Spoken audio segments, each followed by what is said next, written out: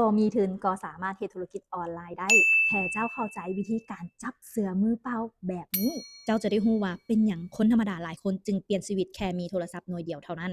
เจ้าบ่ควรพลาดทุกกรณีเนาะกับงานสัมมนาสดๆกันเลยเนาะกับ Affiliate Boss Blueprint เนาะเขาจะสอนให้เจ้าลงมือเฮ็ดตั้งแต่เริ่มต้นจนถึงการสร้างรายได้ได้แบบแอ็กทิฟและ Passive กันเลยเนาะเจ้าจะได้ลองเฮ็ดแบบตัวจริงเลยเนาะอยู่ในคลาสเลยนะหัวข้อที่สำคัญที่เจ้าจะได้ไปเนาะจับมือเฮ็ดนายหน้าออนไลน์แบบบ่ต้องใช้เงินทุนและสองมาเจ้าจะได้ Affiliate TikTok Shopee รับกำไรแบบรายวันเจ้าจะได้รู้วิธีการสร้างรายได้แบบรายวันแบบนี้เนาะและสามมาเจ้าจะได้รู้วิธีช่องทางการรับกำไรแบบ Passive เนาะกับการรับกำไรพันธมิตรรับผลิตแบรนด์ผลิตสินค้าและที่สำคัญจะมีระบบสร้างรายได้แบบ24ชั่วโมงเลยโดยที่บ่ต้องขายเองเจ้าเฮ็ดแบบใดเนาะเจ้าจะรู้วิธีการสร้างรายได้แบบ24ชั่วโมงแบบนี้ถ้าเจ้าอยากจะมีรายได้เพิ่มอยากจะมีธุรกิจแบบบ่ต้องเสี่ยงบ่ควรพลาดทุกกรณีเลยกับงานสัมมนาสดในครั้งนี้